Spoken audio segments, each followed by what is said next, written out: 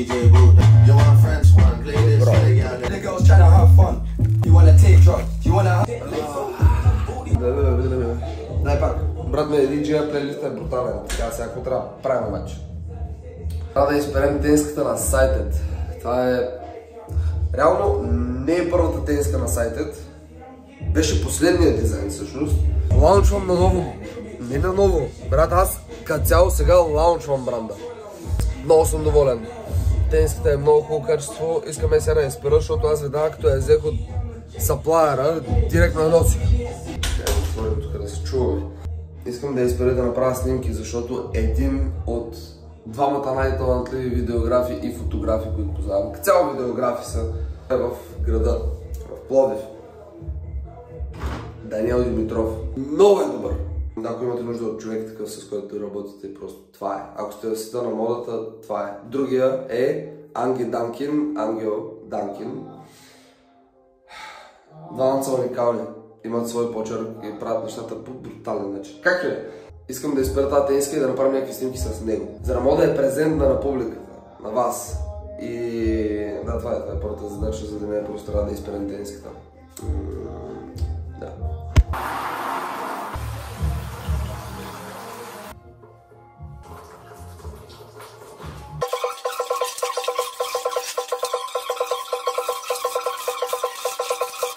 Само за малко. Добре. Тенската на сайтите е изпрана.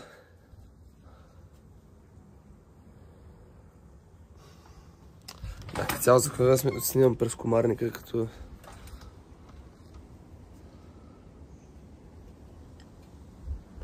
Нарочно съм е сложил така обърната, за да може да не се нарушава печата. Да може слънцето да не прецаква печата и понеже е бяла да не изжълтява така, като стои на слънце. Да се надявам, че до края на деня ще е готова, за да може да снимаме с Дани вечерта, ако Дани още е в Пловдив.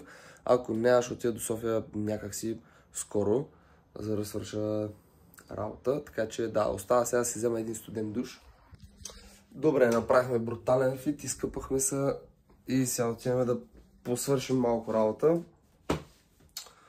Ще ви държа в течение. Това лук няма да го обработя и да го кача днеска, но като го обработя и го кача, се надявам вече да сте видяли Get Ready with Me, което ще направя с това outfit. То даже няма да е точно Get Ready with Me. Променям си малко концепцията на видеята, които качвам, защото не може постоянно само един и същ формат. Ще запазя Get Ready with Me със сигурност. Въпросът е, че няма да е само то. И да, просто искам да е fashion content, fashion ориентиран канал, но няма да е само Get Ready with Me. Така че, да, ще се видим след малко. В момента съм забит в трафика и трябва да ви призная нещо. Трафика на мен ми е най-големия враг. В смисъл, за човек, който има перфекционизъм и искам всичко да е бързо, да е на макс, да е много, да е всичко, разбираш, каквото може целия свят. Още днеска, даже за вчера, за преди малко. Просто това направо ме убива.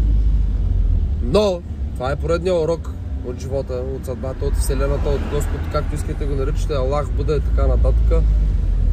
Че просто трябва да се научиш на търпение, защото нещата не стават веднага. Важното е визията да имаш и стъпка по стъпка, так, да ги екзекютваш.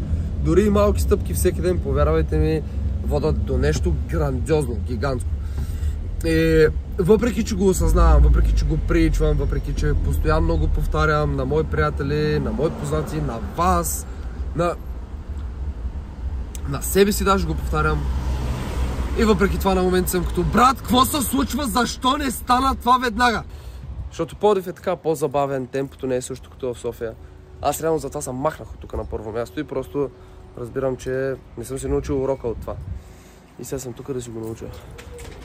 Ти знаеш, че аз съм забравил, аз днес имам влог и забравих. Това е Лански, представи се. Освен, че е мега здрав, има и друго към него. В смисъл, момчето има и акъл. Малко съм интелигентен, но това е заради очилата.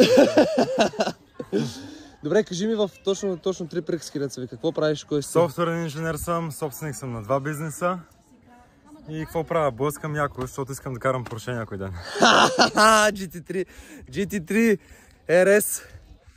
Ще си вземем. Добре, той не иска да взима GT3, ама аз ще го навия. Аз искам Панамера Turbo S, брат. Не, аз ще го навия за GT3 RS. Ще вземи шипа на мерата и GT проекта. Какво правим в момента с Илян? Възвръщаме си формата. И аз и той в последно време, той е останал малко по-активен от мен.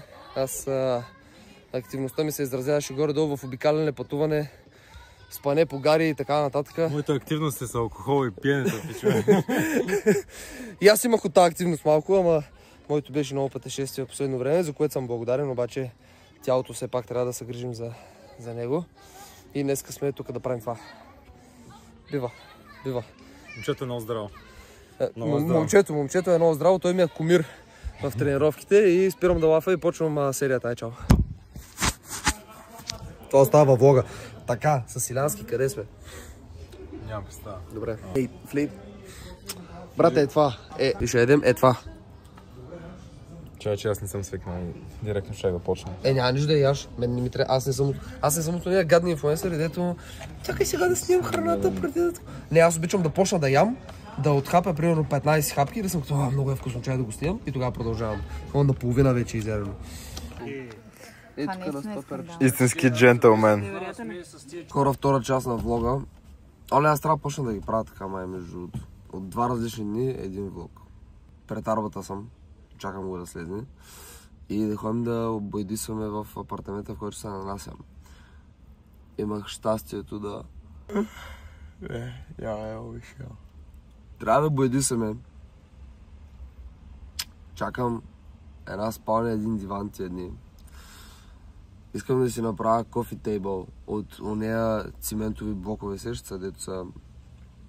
Не ги използват на строежите. И едно стъкло. И още нещо, защото нали, искам от циментове блокове също да си нареда, да си направя с такова, вътре с аксийки, с цветенца. И много ми харесва идеята да смесвам брутализъм с природата. Също така хора, имаме принт студио. Мастилопринт.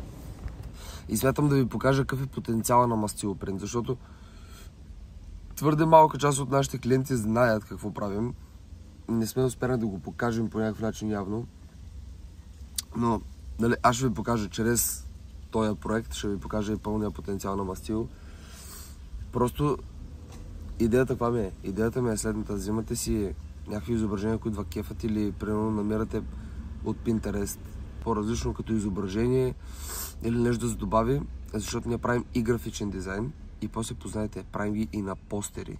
Тоест, буквално може да дойдете да си го опишете при нас това, което искате като постер на стената ви, може да е от снимка ваша, може да е всичко.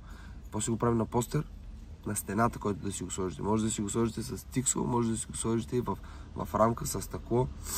И в двата случая всичко го взимате от нас. Директно готово, индивидуален продукт, направен за клиента. Вече си във влога, да знаеш. Верно ли? Да. Кажи нещо на хората. Как си отворя вратата, хора? Да, ама съм заключил. Ето прозореца е свален и тук е... Да, искам така да влезеш в колата, да. Това е огромен прозорец. Като тия кабриотата. Да, ще му махнем тавана скоро време. Хора, на 10 000 абоната махам тавана на Твингото с флекс и просто ще ги... с заглушвах. Ще му махнем тавана и ще го правим кабрио. Още не са ти спаднали очичките, бе. Виж се, в 9 часа сме щели да бачкаме. 9:30. Буквално е половин час по-късно. Добре, 30 минути. Ехо, ще някакво 11:30. 30 минути са 30 минути. Да, брат, аз в 8 часа сутринта станах така и признавам се, ми беше много трудно. Сега вчера излизах, не съм стоял до 5 часа сутринта, стоях до към 3. Вчера къде съм ходил? Вчера бях първо на Сипи в Пловдив, пълно с красиви хора. Красиви мъже, красиви жени, направо да така сте. Вика, баси, много яко, смисъл, аз много са кефа, така да сме млади, енергични, красиви хора, да има, той просто е хубава обстановката, да има майка.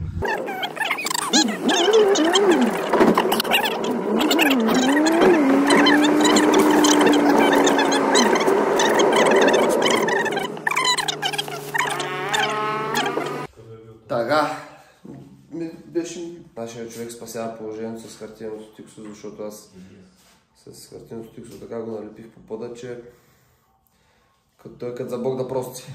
Не стигне, не знам за къде друг ден не е трябваше да ни стига за някъде, освен за това. Но да, ето арбата оправя положението. Красота. Хора, накратко, с арбата, като е европейски граждани, следвахме инструкциите как да се прави, какво да се прави с боята, как се разрежда, колко се разрежда. Влезнахме в сайта на тези, които са боите. Да видим специално там какво пише и си я разреждаме както трябва и тя става много, много течна. Не се обаждам аз само баща и на него, викам, не, така и така, пък той баща ми е ползвал тази боя, те вкъщи бои да с нея. Викам, аз на 2 литра сипах, както пише, нали, 1:1, 2 литра боя, 2 литра вода. И той ми викам, аз на 1 литър слагам 200 мл. Викам, супер! И след малко на арбата баща му и той вика, 10% бе, толкова! И да, на литър трябваше какво? 100 мл даже да сложим. Та така, сега ще има 2-3 ръце поне. Така изглежда в момента стената. Тя на камера също не изглежда толкова зле, реално. Да, просто слагаме някаква основа в момента. Две ръце ще стане работа на 2 ръце. Кратка пауза.